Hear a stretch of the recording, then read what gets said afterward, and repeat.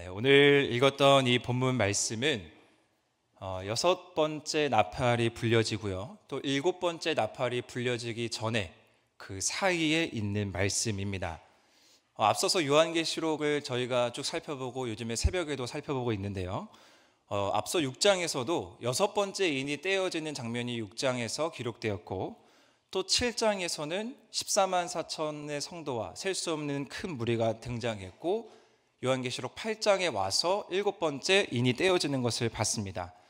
마찬가지 형태로요, 오늘 말씀도 이제 8장과 9장에서는 여섯 나팔 심판이 벌어지고, 이제 10장, 11장에서는 일곱 나팔이 불려지는 그 사이에 중간의 이야기들이 기록되어 있습니다.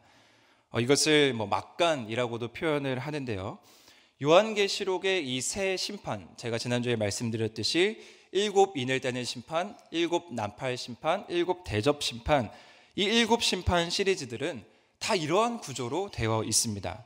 일곱 심판이 진행되는 데 있어서 여섯 심판까지 먼저 기록이 되어 있고, 그리고 중간에 이야기들이 기록되어 있고, 마지막 일곱 심판이 주어지는 형태입니다. 자, 그렇다면 이러한 심판이 진행되는 가운데 중간에 왜 이러한 이야기들이 삽입되어 있을까? 그것은요, 하나님께서 심판 가운데에서 하나님의 백성들에게, 그러니까 하나님의 자녀들에게 분명하게 전하고자 하는 메시지가 있는 것입니다. 오늘 말씀도 그 흐름과 같습니다.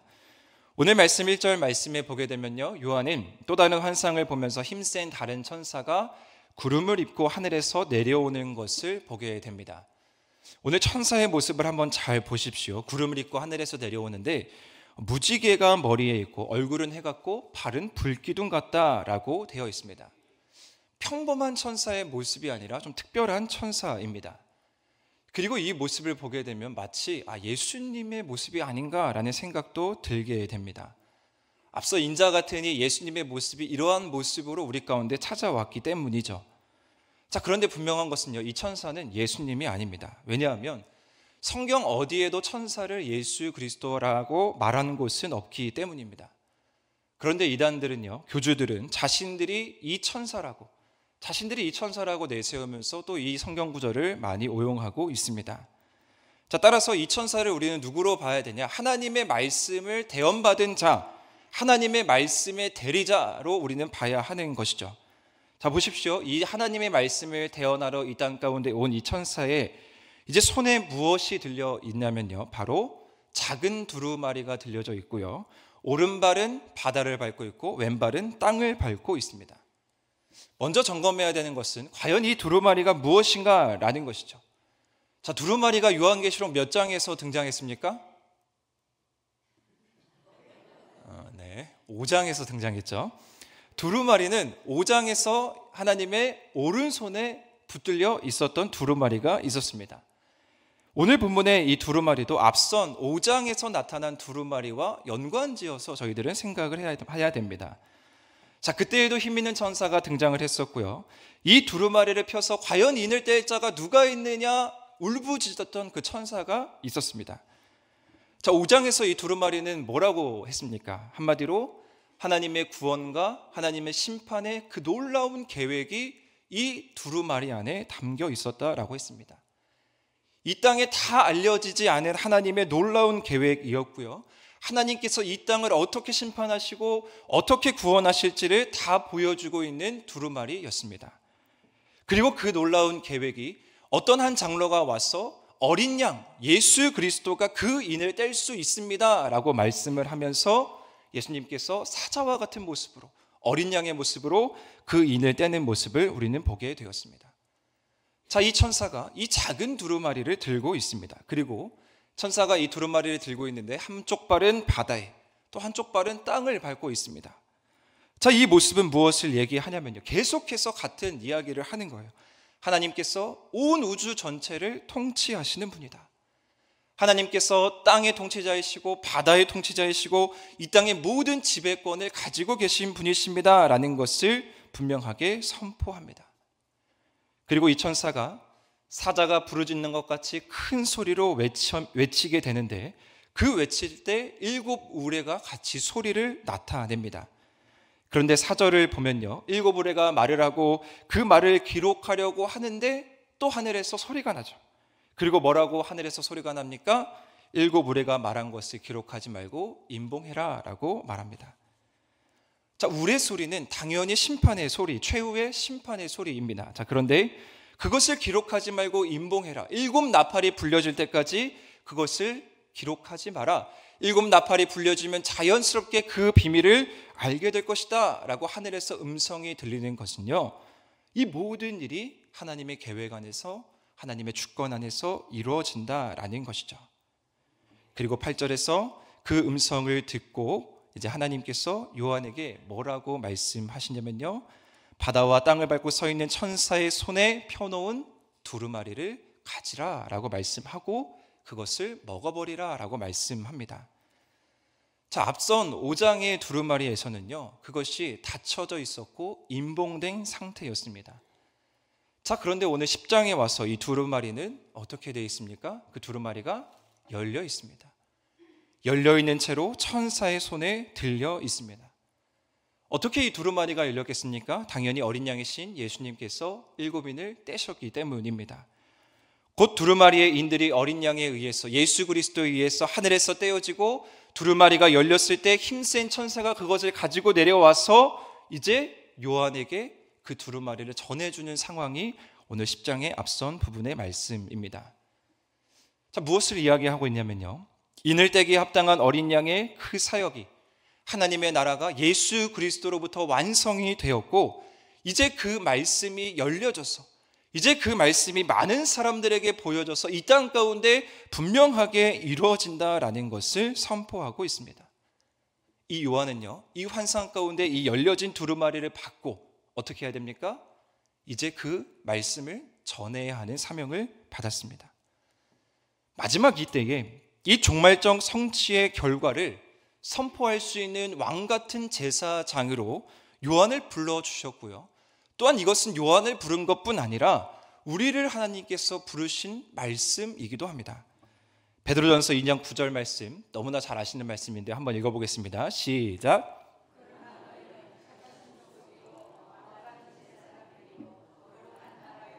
그의 소유가 된 백성이니 이는 너희를 어두운 데서 불러내어 그의 기이한 빛에 들어가게 하신 이에 아름다운 덕을 선포하게 하려 하심이라. 아멘. 우리가 이러한 모습으로 택하신 족속이고 왕같은 제사장이고 거룩한 나라고 하나님의 소유된 백성으로서의 역할을 감당하기 위해서 이제 우리가 오늘날 이 시대에 요한이 되어야 되고 오늘날 이 시대에 하나님의 말씀을 먹는 자의 사명을 감당해야 된다라는 사실입니다. 자, 그런데 이 부르심에는요, 아주 중요한 특징이 있습니다. 즉 하나님의 말씀을 저희들이 감당하는 데 있어서 감내해야 할 일이 있는데요, 그것이 무엇이냐면 10절 말씀, 오늘의 핵심 말씀인데요, 10절 우리 다 함께 읽어보겠습니다. 시작. 작은 두루마리를 갖다 먹어버리니 내 입에는 꿀같이 다나 먹은 후에 내 배에서는 쓰게 되더라. 아멘. 자, 이 두루마리를 먹게 되면 어떠한 일이 일어납니까? 입에서는 꿀같이 달지만 배에서는 어떻습니까? 네, 배에서는 쓰게 됩니다. 이 말씀은 그냥 요한에게 주어진 말씀이 또 아닙니다. 일찍이 에스겔 선지자에게 주어진 말씀인데요, 에스겔서 3장 1절에서 3절 말씀에 보면 이렇게 기록되어 있습니다. 제가 읽어보겠습니다. 또 그가 내게 이르되 인자야, 너는 발견한 것을 먹으라. 너는 이 두루마리를 먹고 가서 이스라엘 족속에게 말하라 하시기로 내가 입을 벌리니 그가 그 두루마리를 내게 먹이시며 내게 이르되 인자야, 내가 내게 주는 이 두루마리를 내 배에 넣으며 내 창자에 채우라 하시기에 내가 먹으니 그것이 내 입에서 달기가 꿀 같더라. 이 말씀을 먹으라는 것은 분명히 에스겔 선지자도 그렇고요, 요한도 그렇고요, 우리도 그렇고요, 이 시대에 하나님의 말씀을 대언하는 자의 역할을 감당하라라는 거예요. 자, 그런데 말씀을 보십시오. 에스겔 말씀과 오늘 요한의 말씀에 차이점이 있습니다. 그 입에서 달다라는 것은 공통점인데요, 요한은 배에서 쓴맛을 보게 될 것이다 라는 게 차이점입니다. 무엇을 이야기합니까? 말씀을 받을 때에는, 하나님의 말씀을 처음 받을 때에는 분명히 그 말씀이 달지만 그 말씀을 우리가 실천하지 않고 그 말씀을 소화하지 않고 그 말씀대로 살아가지 않게 된다면 결국에 그것은 쓰게 된다라는 거예요. 에스겔 선지자가 하나님의 사명을 받고 선지자로의 부르심을 받고 하나님을 대면하면서 하나님께서 처음 주셨던 이 말씀, 얼마나 달콤하겠습니까?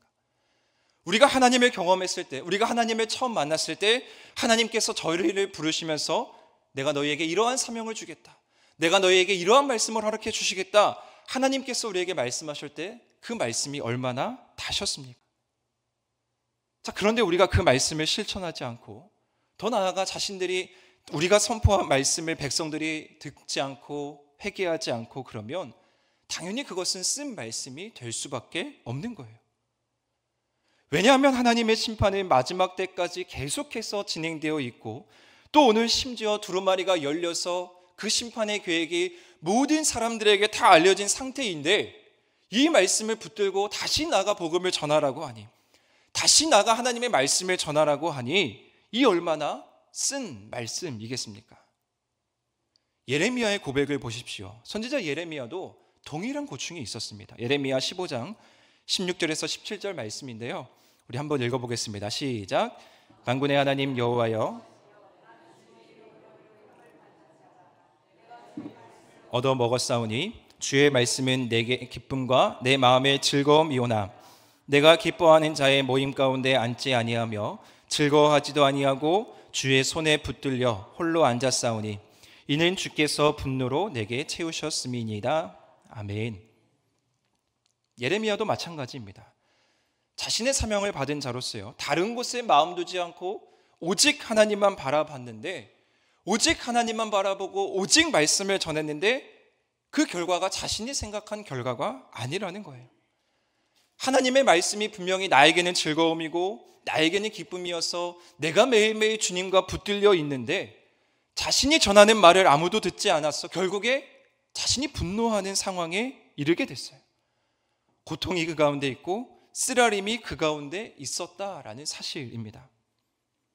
한 시대 이스라엘만을 향해서 선포하는 이 선지자들도요, 그 이스라엘 백성들만 회개하지 않고 불순종해도 이렇게 쓰라린 말씀으로 그들 가운데 다가왔는데, 이제 요한은 보십시오.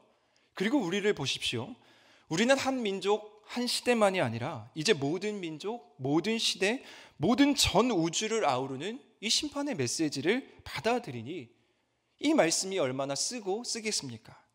11절 말씀 보십시오. 요한에게 하나님께서는 말씀하십니다. 많은 백성과 나라와 방언과 임금에게 다시 예언하여라 하리라. 요한은 이제 많은 백성, 나라, 방언, 임금에게 예언해야 되는 거예요. 구약시대 선지자들이 이스라엘에게만 예언했던 그 예언이 아니라 이제 모든 민족을 뛰어넘어 모든 이방인들, 모든 전 세계를 아울러서 하나님의 말씀을 전해야 하는 사명을 받은 겁니다. 특별히 여기서 다시라는 말은요, 끊임없이 계속해서 전해야 된다라는 말씀을 합니다. 모든 민족이 이 예언의 말씀을 듣고 지킬 수 있도록 포기하지 말고 다시 계속해서 이 말씀을 전하는 자로 너희들이 바로 서야 된다라는 말씀입니다. 하나님의 뜻과 계획을 선포하는 사역이 구약의 시대에든 신약의 시대에든 또 오늘날이든 또 앞으로도 계속해서 주님 다시 오실 때까지 계속되어야 된다라는 거예요.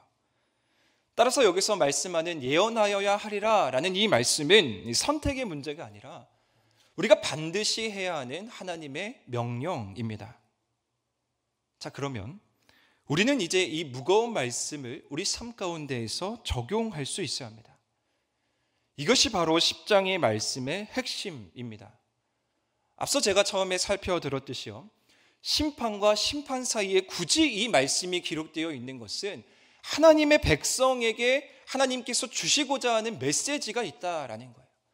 심판이 계속 진행되는데 하나님이 원하시는 것은 심판으로 온 민족이 멸망하는 것을 원하시는 게 아니라는 거죠. 하나님의 백성들이, 하나님의 말씀을 먼저 맡은 자들이 그 말씀을 가지고 세상으로 나아가서 끝까지 다시 예언하는 일에 주인공이 되어야 하는 것 아니냐라는 거예요. 하나님께서 우리를 요한과 같이 또 에스겔과 같이 또 예레미야와 같이 이 시대에 하나님의 말씀을 전하는 사명자로 불러주셨습니다. 믿으십니까? 그러면 우리는 그 일을 감당해야 하는 거예요. 왜냐하면 그것이 하나님이 오늘 우리를 부르신 목적이기 때문입니다. 따라서 먼저 중요한 것은 우리는 우리의 두루마리, 이미 열려져 있고 이미 천사의 손에 들려져서 요한에게 옮겨진 그 열려진 두루마리 하나님의 말씀을 우리는 먹어야 합니다. 그 말씀이 우리의 입에서는 달지만 배에서는 쓸지라도 우리는 그것을 끝까지 먹어야 합니다. 왜냐하면요, 하나님의 말씀이 아니면 우리 그리스도인들은 결코 이 세상을 살아갈 수 없기 때문이에요. 하나님의 말씀만이 우리의 영을 소생할 수 있는 유일한 방법이기 때문입니다. 에스겔 선지자가요, 결국에 말씀이 없어서 폐역하고 멸망한 이스라엘 백성들을 보고 한탄하고 낙심할 때 하나님께서 주셨던 말씀이 무엇입니까? 에스겔서 37장 10절 말씀인데요, 한번 읽어보겠습니다. 시작. 대언하였더니 생기가 그들에게 들어가매 그들이 곧 살아나서 일어나 서는데 극히 큰 군대더라. 아멘. 마른 뼈가 살아나는 환상 하나님께서 보여주셨습니다. 에스겔에게도 결국에는 다른 방법이 없었던 거예요. 그저 자신이 감내하면서 끝까지 하나님의 말씀을 전했고요, 하나님께서는 마른 뼈가 살아나는 환상, 하나님의 말씀으로 그들이 살아나는 환상을 에스겔에게 보여주심으로 인해서 이스라엘 백성들이 회복될 것을 보여주신 겁니다. 하나님께서 하나님을 우리에게 계시하신 방법이 무엇이겠습니까? 하나님의 말씀밖에 없습니다. 우리가 어떻게 이 세상에서 하나님을 알 수 있겠습니까? 우리가 오늘 잠을 자고 우리가 꿈을 꾸고 하나님께서 우리에게 직접 찾아오셔서 오늘 이 환상과 같이 말씀해 주시면 좋겠지만 그것은 극히 드문 일입니다. 나에게는 왜 하나님이 찾아오시지 않는가? 나에게는 왜 꿈에서 나타나지 않는가? 우리가 원망하고 불평하지 않아도 됩니다. 그것은 아주 극히 드문 일입니다. 그러나 우리가 그것을 밝히 볼 수 있고, 그러나 우리가 그것을 깨달을 수 있는 방법이 있는데, 그것이 무엇이냐면 우리가 하나님의 말씀을 보는 거예요. 우리가 하나님의 말씀을 보게 되면, 우리가 하나님의 말씀을 보다가 잠들게 되면 하나님께서 우리 가운데 함께 해주시고 하나님의 환상이 우리 가운데 나타나게 되고 하나님의 말씀이 우리 가운데 주어지게 된다라는 말입니다. 여러분, 매일 아침 눈을 뜨면 무엇을 하십니까? 이 질문은 저에게도 하는 질문이기도 합니다. 핸드폰을 켜고 세상에서 쏟아지는 수많은 뉴스들을 보지 않으십니까? 그리고 반복해서 우리는 그것을 보게 됩니다. 시간 쏟아지는 여러 뉴스들을 우리는 확인하게 되죠. 자, 그런데요, 그 뉴스들을 보면은 그 뉴스들이 우리들을 살려줍니까? 우리 영을 소생시켜주고 살아갈 힘을 허락해 줍니까? 절대 아닙니다. 쏟아지는 뉴스들을 보면요, 답답하고 우리 마음이 불편하기까지 합니다. 그런데 우리는 그것을 반복해서 보고 또 반복해서 봅니다. 어젯밤부터 오늘 새벽에 일어난 일로 인해서 잠 못 이루시고 이 자리 가운데 기도하는 마음으로 예배 자리 가운데 오신 줄 압니다. 세상에서 돌아가는 일은 정말 하나님의 말씀을 두려워하지 않고요, 하나님의 말씀의 기초가 전혀 되어 있지 않고 인간의 욕망과 인간의 권력의 끝을 보고 있는 것을 우리는 목격할 수 있습니다. 우리는 하나님의 말씀만이 이 땅 가운데 온전히 이루어지기를 기도해야 합니다. 더욱 이 땅이 하나님의 말씀으로 온전히, 하나님의 말씀이 기반이 되어서 하나님의 통치가 이 땅 가운데 이루어지기를 기도해야 합니다. 많은 사람들이 요즘 관심을 갖고 있는 TV 프로가 무엇인 줄 아십니까? 유명한 이 TV 프로그램들을 보면요, 좀비들을 다루는 이야기, 사람을 죽고 죽이는 이야기, 이런 프로들이 항상 1, 2위를 다툽니다. 내일은 또 누구에게 복수를 할까? 내일은 누구에게 또 짓밟고 올라갈까? 이런 드라마의 이야기들, 스토리들이 큰 관심사이기도 합니다. 이것은 우리의 영을 소생시키는 일과는 전혀 정반대의 일 아닙니까? 그런데 그곳에 사람들이 혈안되어 있습니다. 죽어있는 것에 열광하고 죽어있는 것에 주목하고 죽어있는 곳에 우리의 온통 관심이 쏟아 있습니다. 여러분, 우리는 살아있는 하나님의 말씀을 그렇게 대해야 합니다. 우리의 영을 살리는 하나님의 말씀인데 과연 우리는 이 하나님의 말씀을 어떻게 대하고 계시는지 점검해야 하는 것이죠. 바라기는 주의 말씀을 가까이 하시기를 축복합니다. 우리가 하나님의 말씀을 다룰 때 가장 흔히 범하는 실수가 무엇이냐면요, 이 말씀들을 내 입맛에 맞는 말씀만 받아들인다라는 것입니다. 그렇게 말씀을 읽고 우리가 말씀이 달다라고 하고 성경책을 닫으면 안 됩니다. 우리가 좋아하는 축복의 말씀들만 꼬집어서 읽고 하나님이 오늘도 나와 함께 하시는구나, 하나님이 오늘도 나에게 축복을 주시는 건가, 역시 우리 하나님 최고야 라고 하고 성경책을 닫으면 안 됩니다. 축복의 말씀이 이루어지기까지, 우리가 그 말씀을 받아들이기까지 분명하게 하나님께서 세밀하게 우리 가운데 요구하시는 게 있습니다. 내가 그 말씀을 곱씹다 보면은 그 말씀이 내 말씀이 되는데요, 내 말씀이 되기까지 우리가 감내해야 할 일들이 분명하게 있다라는 거예요. 축복의 말씀이 그냥 주어지는 것이 아니라 하나님께서 과연 이 말씀을 나에게 왜 주셨을까를 끊임없이 묵상하다 보면 우리는 자연스럽게 축복으로 가는 것이지, 우리가 말씀이 그냥 맹목적으로 축복이 되어서는 안 된다라는 것입니다. 사실 오늘 이 말씀을 준비하면서 개인적으로 기도를 더 많이 하고 이 자리 가운데 섰습니다. 왜냐하면 이 말씀이 먼저 저에게는 참으로 쓰고 쓴 말씀이었기 때문입니다. 목회자로서 성경을 가까이 하고 읽는 것은 당연한 일입니다. 그런데 문제는 무엇이냐면요, 제가 전하는 이 말씀대로, 제가 묵상하고 있는 이 말씀대로 과연 살아갈 수 있느냐라는 그 질문이 제일 먼저 저에게 다가오기 때문입니다. 말씀을 준비하고 은혜 받고 성령이 주시는 마음으로 이렇게 말씀을 전해야겠다라고 준비하고 말씀을 선포하지만 말씀을 덮고 내려가서 과연 내가 이 말씀대로 살아갈 수 있느냐라는 것이 사실 매일매일 드는 싸움입니다.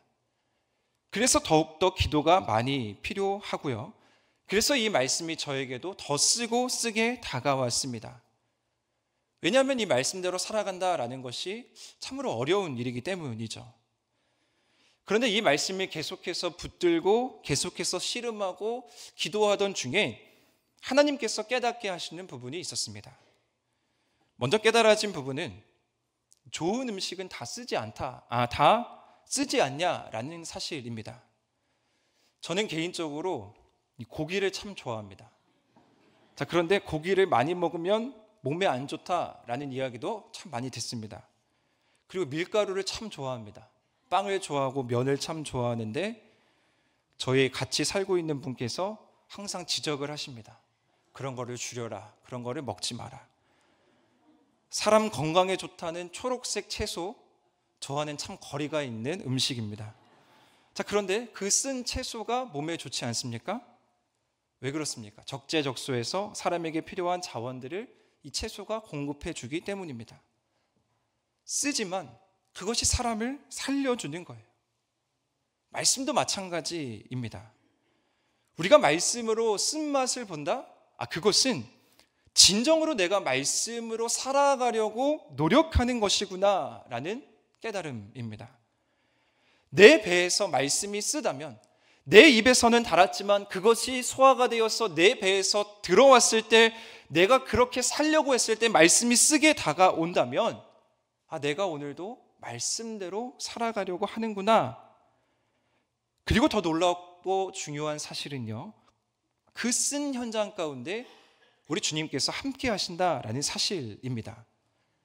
왜냐면요, 그 쓴 곳에서 우리 주님께서 생명력을 불어넣어 주시고요, 그 쓴 곳에서 내가 고통하고 부단하게 있을 때 우리 주님께서 함께 동행해 주시고 함께 만져주시고 함께 소생해 주시는 역사가 그 쓴 순간에 나타난다라는 사실입니다. 말씀과 치열하게 동행하려고 살아가려고 한다면 어떤 일이 일어날 수밖에 없냐면요, 우리가 끊임없이 주님을 묵상하고 생각할 수밖에 없습니다. 하나님 왜 나에게 이런 말씀을 주셨습니까? 하나님 왜 나에게 이런 말씀을 붙들고 오늘을 살아가야 하는 것입니까? 하나님 왜 이런 말씀이 나에게 찾아와서 내가 이 고통을 감내하고 내가 왜 이것을 포기하고 말씀을 선택하고 우리의 길을 가야 됩니까? 끊임없이 예수 그리스도를 묵상할 수밖에 없습니다. 쓴 말씀의 현장 가운데 우리가 치열하게 부단히 노력하며 애쓰며 살아가다 보면은 그 현장에 주님이 찾아오시는 위로가 있는 줄 믿습니다. 그렇기 때문에 오늘도 우리는 말씀을 전하고 말씀을 묵상하고 말씀의 사람으로 설 수밖에 없는 것입니다. 사랑하는 성도 여러분, 분명하게 기억하시기를 바랍니다. 말씀이 있는 곳에 우리 주님께서 함께 하십니다. 그곳이 어떤 곳이든지 말입니다. 광야라는 이 단어는요, 히브리어로 미드바르라고 합니다. 히브리어로 다바르는 말씀입니다. 따라서 광야 이 미드바르는 하나님의 말씀이 있는 곳이었습니다. 예수님께서 세례 요한에게 세례를 받으시고 본격적으로 자신의 사역을 하려고 앞서는데 마귀에게 광야에서 시험을 받으셨습니다.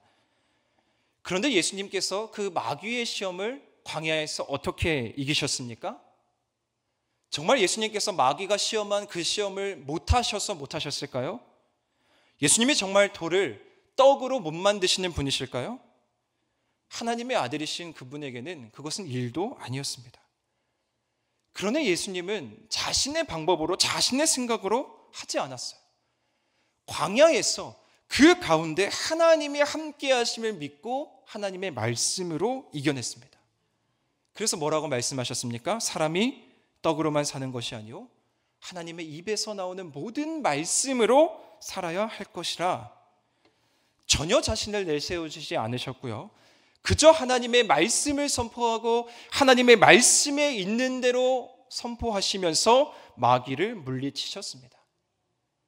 예수님께서도요 40일을 금식하고 광야 시험 앞에서 얼마나 고통의 자리, 얼마나 쓴 자리였겠습니까? 40일을 금식하면 정말 이루 말할 수 없는 고통이 그 가운데 있는데 거기서 마귀에게 또 시험까지 받으니 얼마나 외롭고 힘드셨겠습니까? 그런데 그 쓴 자리를 하나님의 말씀으로 이겨내셨습니다. 자, 그런데 어찌 우리가 하나님의 말씀을 의지하지 않고 하나님의 말씀을 붙들지 않고 이 세상을 살아갈 수 있겠습니까? 그것이야말로 교만한 마음 아니겠습니까? 사랑하는 성도 여러분, 혹시 오늘 듣는 말씀이 너무 쓰라리십니까? 혹시 오늘 새벽에 아침에 묵상한 말씀들이 너무 쓰게 다가오셨습니까? 그곳에 주님이 임하셨기 때문입니다. 더 붙드시고 더 엎드리시기를 축복합니다. 우리에게 쓴 이 말씀의 현장 가운데 주님께서 직접 찾아오셔서 우리를 어루만져 주시고 우리를 말씀해 주시고 우리를 위로해 주시는 그 하나님의 동행하심이 우리 가운데 매일매일 있기를 소망합니다. 결국에 이 말씀이 꿀같이 달다라는 이 말씀은 언제 완성이 되겠습니까? 하늘 보좌에서 완성됩니다. 이 땅에서 우리는 말씀이 입에서는 달지만 배에서는 쓸 수밖에 없습니다. 그런데 하늘 보좌에서는 이 말씀이 매일매일 꿀같이 답니다. 그곳에는 말씀이 쓸 일이 없습니다. 왜냐하면요, 그곳에서는 말씀을 보지 않아도 하나님이 직접 그 가운데 계시기 때문이죠. 하나님의 말씀이 영원히 함께 하시기 때문에 우리가 더 이상 말씀으로 씨름하지 않고 말씀으로 고민하지 않아도 됩니다. 그래서 4장, 5장 하늘 보좌에서는 어떤 일만 계속 일어나냐면요, 하나님께 찬양하고 하나님께 경배하는 일만 계속 일어나는 거예요. 더 이상 우리가 말씀으로 아파하고 더 이상 우리가 말씀으로 고통당하지 않아도 이제 우리는 하나님의 영화롭고 존귀하신 이름을 하늘 보좌에서 날마다 찬양할 수 있다라는 겁니다. 우리는 그날을 꿈꾸면서 오늘 우리에게 주어진 말씀을 잘 감내하고 순종하고 인내하면서 달려가는 것입니다. 바라기는요, 말씀의 지경을 더욱더 넓혀 가시기를 축복합니다. 말씀의 사람이 되시기를 축복합니다. 앞서 우리 성도들의 기도가 하나님의 심판에 아주 중요하고 결정적인 역할을 한다라고 말씀드렸습니다. 우리의 말씀 사명도 마찬가지입니다. 우리가 지금 말씀을 전하는 자로 바로 설 때에 우리 한 사람이 하나님의 말씀으로 무장하고 세상 가운데 나아갈 때에 분명하게 이 세상은 변화될 것입니다. 우리가 담대함으로 말씀을 선포하면 또 다른 누군가에게 이 말씀은 단맛으로 전해질 것이고요, 또 그 사람이 말씀으로 변화되어서 쓴맛을 경험하고 고민하면서 또 누군가에게 단맛으로 이 말씀이 전파될 것입니다. 누군가를 살릴 수 있는 귀한 생명의 말씀이 되는 것이죠. 그것이 바로 오늘 우리가 이 자리 가운데 하나님의 부르심을 받은 목적입니다. 사랑하는 우리 하늘의 성도 여러분, 요한에게 주신 사명, 펴 놓여진 두루마리가 오늘 우리 손에도 주어졌습니다. 우리는 그것을 맛있게 먹어야 되고요, 우리는 그것을 잘 소화해야 되고, 우리는 그 두루마리의 말씀대로 살아가야 합니다.